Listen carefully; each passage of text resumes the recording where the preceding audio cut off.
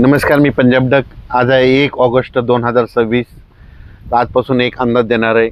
शेतकऱ्याचे मेसेज आले, फोन आले की परत अल निनोचा एक सावट राहणार आहे, पाऊस कमी पडणार आहे, अशा प्रसारमाध्यमातून बातम्या येत आहेत. तर त्याबद्दल मी एक त्याचा उलगडा करणार आहे.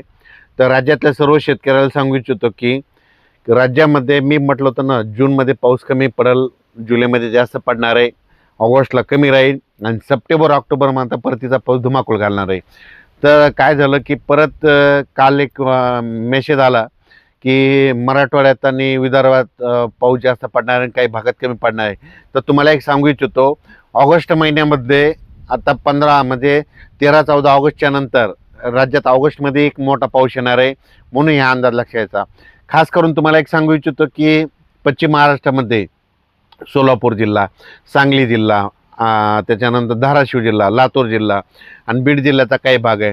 तर त्या शेतकऱ्यासाठी आनंदाची बातमी, ऑगस्टमध्ये एक तुमच्याकडे चांगला पाऊस असणार आहे आणि सप्टेंबर ऑक्टोबरमध्ये मात्र परतीचा पाऊस पश्चिम महाराष्ट्राला चांगला पडणार आहे, म्हणून अंदाज सर्व शेतकऱ्यांना लक्षात घ्यायचा. पश्चिम महाराष्ट्रामध्ये कशामुळं की आता जे लो प्रेशर आहेत, आतापर्यंतचे लो प्रेशर काय व्हायचे, कमी दाबाचे पट्टे तयार व्हायचे, विशाखापट्टणमच्या पुढून तयार व्हायचे. विशाखापट्टणमच्या वरती तयार झालेला कमी दाबाचा पट्टा तो काय होतो, छत्तीसगडकडे जातो, छत्तीसगडकडून इकडे मध्य प्रदेशकडे जातो, मध्य प्रदेशकडून गुजरातकडे जातो.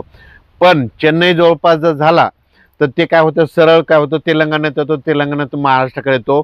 म्हणजे 20 सप्टेंबर नंतर, तर तुम्हाला एक सांगू इच्छितो, 20 सप्टेंबर नंतर राज्यात काय होणार आहे, पश्चिम महाराष्ट्रातले जे काही वंचित जिल्हे आहेत तिकडं देखील खूप मोठा पाऊस पडणार आणि त्यांचा देखील सरासरी भरून निघणार आहे, म्हणून हा अंदाज त्यांनी लक्षात घ्यायचा. पण राज्यात ऑगस्टमध्ये पाऊसच कमी पडणार आहे असा मेसेज आला. पण तुम्हाला एक सांगू इच्छितो, एल निनो वगैरे काही नसतं. काय असतं, समजा हे महाराष्ट्र आहे, महाराष्ट्रामध्ये एखादा जर कमी दाबाचा पट्टा असला तर तुम्हाला एक सांगतो, दुसऱ्या राज्यामध्ये काय होतं, नुसतं वारं सुटतं आणि तिकडलं आभाळ आपल्याकडे खेचलं जातं. पण आता काय होणार आहे, परत हे ऑगस्ट महिन्यामध्ये परत एक कमी दाबाचा पट्टा तयार होणार आहे.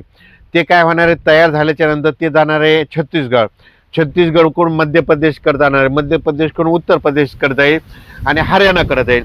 मग तिकडे गेल्याच्या नंतर काय होईल, मग हे आपल्याला 10-12 दिवस म्हणजे आता 13-14-15 ऑगस्टपर्यंत मग आपल्याकडे नुसतं वारं सुटलं आणि आपल्या इकडं पाऊस थोडाफार कमी होणार आहे.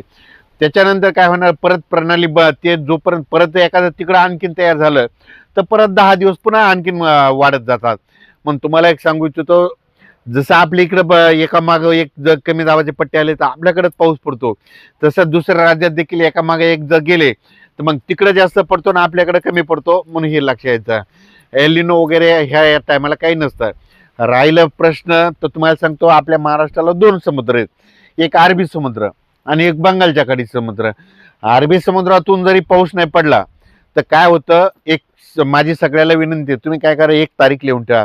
20 सप्टेंबरला काय होतं, बंगालच्या खाडीमध्ये एक नवीन प्रणाली तयार होतात, कमी दाबाचे पट्टे तयार होतात, चक्रीवादळ तयार होतात, त्याचं रूपांतर होतं आणि ते सरळ काय होतं की ते तेलंगणातून मराठवाड्यातून उत्तर महाराष्ट्राकडे जातात आणि आपल्या इकडे पाऊस पडतो, म्हणून हा अंदाज सर्व शेतकऱ्यांना लक्षात यायचा.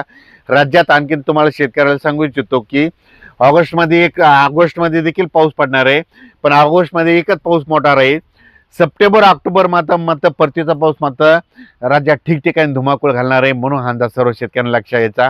एल निनो वगैरे काही नसणार आहे, पाऊस खूप पडणार आहे आणि यावर्षी 13 नोव्हेंबरला मात्र थंडी येणार आहे. 1, 2, 3 नोव्हेंबरला देखील राज्यात पाऊस असणार आहे आणि 13 नोव्हेंबरला मात्र थंडी येणार आहे, म्हणून हा अंदाज लक्षात घ्यायचा. जे वंचित जिल्हे आहेत म्हणजे राज्यात आता याच्यात देखील खूप पाऊस झाला, पण याच्यामध्ये काही जिल्ह्यामध्ये कमी आहे, तर त्यांनी देखील घाबरून जाऊ नये. तुम्हाला ना आता सप्टेंबर ऑक्टोबरमध्ये चांगला पाऊस पडणार आहे, म्हणून तुम्ही देखील, तुमच्यासाठी आनंदाची बातमी. परतीचा पाऊस जास्त कुठं पडणार आहे तुम्हाला एक सांगू इच्छितो, ज्यावेळेस मान्सून परतेल तर ते पाऊस कुठं जास्त पडणार आहे, तर सगळ्यात महत्त्वाचं अहिल्यानगर जिल्हा, सांगली जिल्हा, सातारा जिल्हा, त्याच्यानंतर धाराशिव जिल्हा, सोलापूर जिल्हा, इकडं लातूर जिल्हा, बीड जिल्हा, नांदेड जिल्हा, परभणी जिल्हा आणि ह्या असा वरती बारामती, 2 पुणे ह्या पट्ट्याकडे जाणार आहे. म्हणजे तुम्हाला सांगू इच्छितो, परतीचा पाऊस इकडे जरी आता पश्चिम महाराष्ट्राकडे सध्या तरी पाऊस कमी असला, पण परतीचा पाऊस मात्र तुम्हाला सगळी सरासरी भरून काढणार आहे, म्हणून हा अंदाज त्या शेतकऱ्यांनी लक्षात घ्यायचा. या पावसात बऱ्याच मोठ्या मोठ्या धरणात देखील पाणी आलं, भरले देखील. आणि राज्यात आणखीन जे काही जे उरलेले धरणे आहेत ते काय होणार आहे, सप्टेंबर ऑक्टोबरमध्ये जे पाऊस येणार आहे त्याच्यामध्ये त्यांच्यामध्ये देखील पाणी येणार आहे आणि काही धरणे 100% भरून देखील जातील, म्हणून हे अंदाज लक्षात घ्यायचा. यावर्षी चांगला पाऊस पडणार आहे, म्हणून सर्व पिके चांगले येणार आहे. यावर्षी परतीचा पाऊस जास्त पडत असल्यामुळं दोन्ही पिकं चांगले येणार आहे. एक तर खरीप पण येणार आहे आणि रब्बी येणार आहे. रब्बी कशामुळे येणार आहे, परतीचा पाऊस पडल्यामुळे रब्बीचं पीक चांगलं येणार आहे, म्हणून शेतकऱ्यासाठी सर्वप्रथम आनंदाची बातमी. 13 नोव्हेंबरला थंडी येणार आहे, म्हणून हा अंदाज लक्षात घ्यायचा. अचानक वातावरण बदल झालं तर परत एक मेसेज दिला जाईल. धन्यवाद.